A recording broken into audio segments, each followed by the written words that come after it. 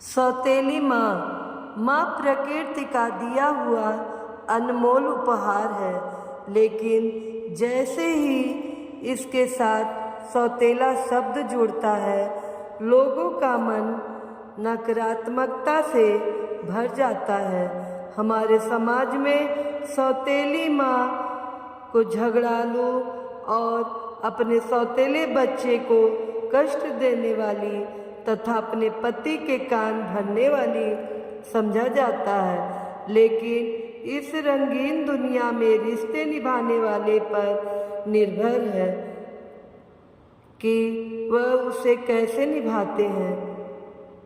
दोस्तों, यह कहानी एक सौतेली माँ की है जिसने अपने प्यार की ऐसी मिसाल पेश की कि लोगों की सौतेली माँ के प्रति सोच ही बदल गई। एक गांव में एक जमींदार रहते थे। उनका 8 वर्ष का एक बेटा था जिसका नाम विक्रम था। वह उम्र में छोटा जरूर था, लेकिन उसकी ठाठ में कोई कमी नहीं थी। वह राजा महाराजाओं की तरह बर्ताव किया करता था। हवेली के सारे नौकर विक्रम के इशारों पर नाचा करते थे। उसके बात करने का अंदाज शाही था। विक्रम की माँ यानी जमींदार की पत्नी का 6 माह पूर्व देहांत हो चुका था। जमींदार अपने बच्चे की जवाबदारी अकेले नहीं संभाल पा रहे थे, इसलिए वह दूसरी शादी करने का विचार करते हैं। गांव के पंडित जी उन्हें पहले ही कई रिश्ते दिखा चुके थे। उन्हीं में से एक अच्छी पढ़ी लिखी लड़की जमींदार को पसंद आती है। वह एक गरीब परिवार की लड़की थी।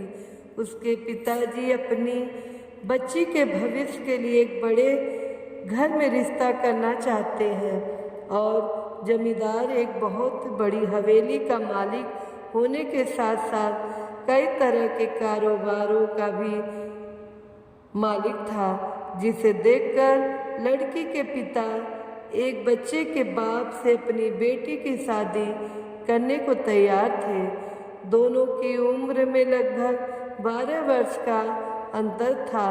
पंडित जी अच्छा मुहूर्त देखकर दोनों की शादी बड़ी धूमधाम से करवाते हैं। गांव में जमींदार की बहुत इज्जत थी, इसलिए शादी में पूरा गांव शरीक होता है।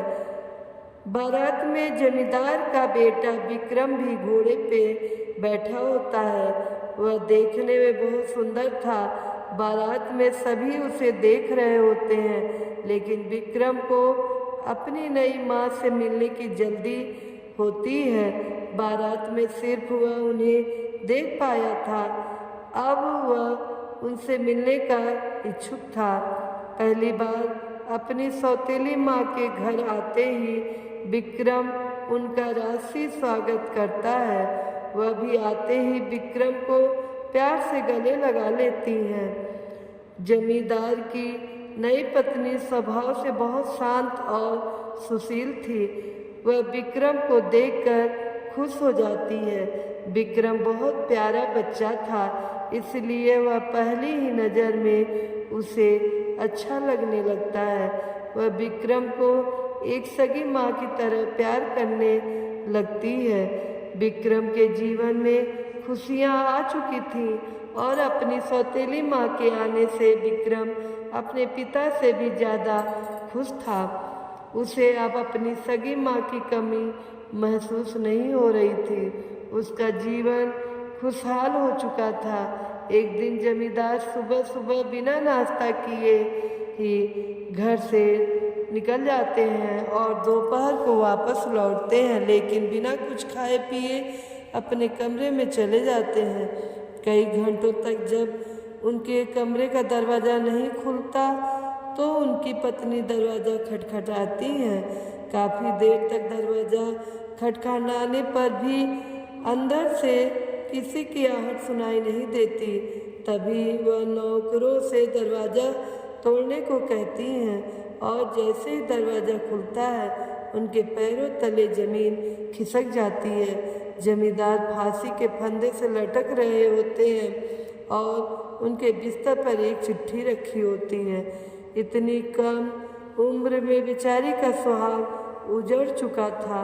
अपने पिता की मौत की खबर सुनकर विक्रम को गहरा आघात पहुंचता है। वह मानसिक तौर पर हतोत्साहित हो जाता है। अभी अभी उसके जीवन में सौतेली माँ के रूप में खुशियाँ आई थी, लेकिन अब उसके सिर से पिता का साया हट चुका था। दोनों का बहुत कुछ छीन चुका था, लेकिन अभी तो दुखों की कुछ बूंदें ही गिरी थी। सैलाब आना बाकी था। जैसे ही जमींदार की पत्नी उनकी लिखी चिट्ठी पढ़ती है तो उससे होश उड़ जाते हैं। जमींदार की सारी संपत्ति छीन चुकी थी और अब वह कर्जदार हो चुके होते हैं। दरअसल उन्होंने एक प्रोजेक्ट में बैंक से लोन लेकर बहुत बड़ा निवेश किया था, जिसके लिए उन्होंने अपनी सारी जमीन जायदाद गिरवी रख दी थी, लेकिन वह प्रोजेक्ट बर्बाद हो गया, जिससे उन्हें भारी नुकसान हुआ और अब उनकी सारी संपत्ति नीलाम होने वाली थी। विक्रम अनाथ के साथ साथ गरीब भी हो चुका था।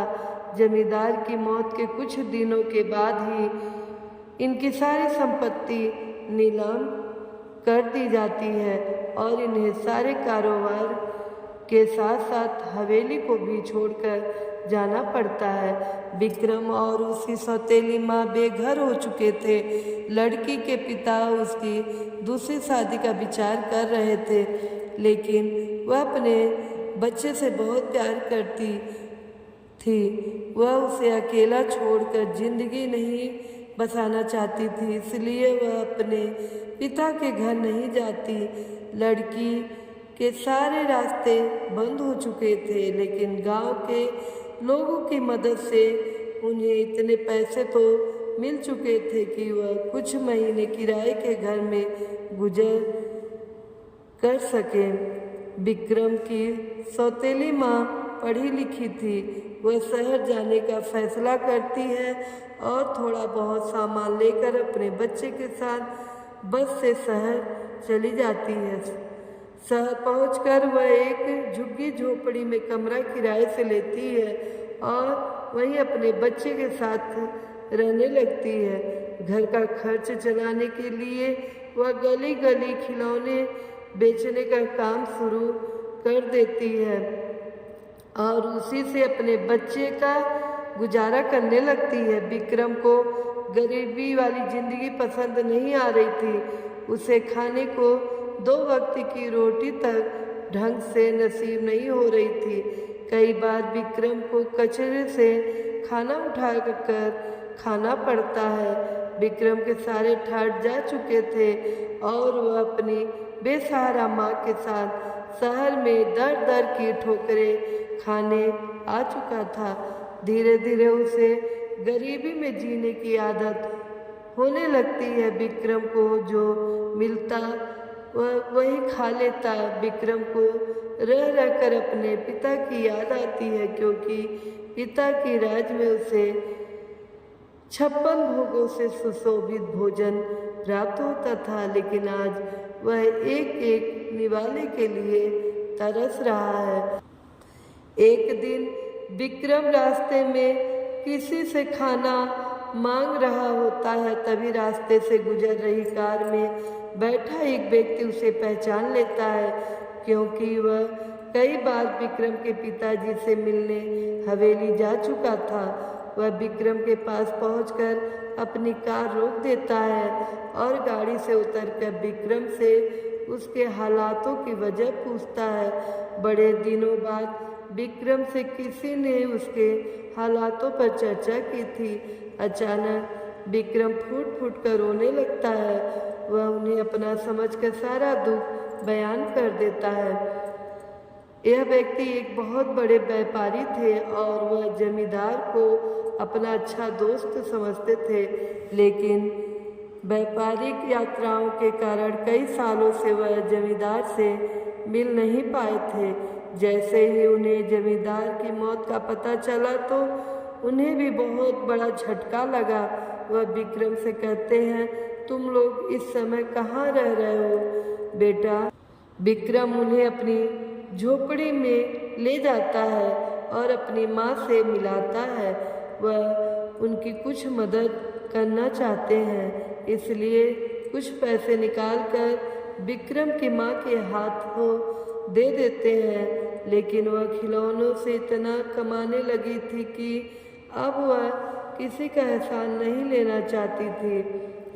जैसे ही इन्हें पता चलता है कि विक्रम की माँ खिलौने बेचती है, वह खुश हो जाते हैं, क्योंकि इत्तेफाक से इनकी भी एक खिलौनों की फैक्ट्री है और इन्हें एक अच्छी सेल्स गर्ल की तलाश थी। विक्रम की सौतेली माँ सड़क पर खिलौने बेचते बेचते कुशल विक्रेता बन चुकी थी और वह इनकी कंपनी में नियुक्त होते ही अपनी कड़ी मेहनत और लगन से 2 सालों के अंदर खुद की एक छोटी सी खिलौने वाले बनाने की फैक्ट्री खोल देती हैं और अब धीरे धीरे इनकी ज़िंदगी बदलने लगती है। विक्रम भी अपनी सौतेली माँ के साथ खिलौनों की फैक्ट्री में काम करने लगता है। इनकी फैक्ट्री के बने हुए खिलौनों की मांग देश विदेश तक होने लगती है और कुछ ही सालों में उनकी कंपनी का नाम पूरे देश में होने लगता है। और कड़े संघर्ष के बाद जमींदार की पत्नी एक अरबपति महिला बन जाती है। उन्होंने अपने बेटे के लिए फिर से वही जिंदगी लाकर रख दी थी जिसकी उसे आदत थी। विक्रम अपनी सौतेली माँ के त्याग और मेहनत का एहसान नहीं चुका सकता था।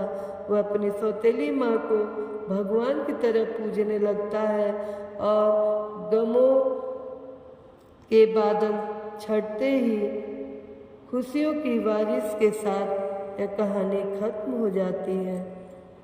मित्रों, आप सबको कहानी पसंद आई हो तो लाइक कीजिएगा, कमेंट कीजिएगा, ज़्यादा से ज़्यादा शेयर कीजिएगा और हमारे चैनल को सब्सक्राइब कीजिएगा।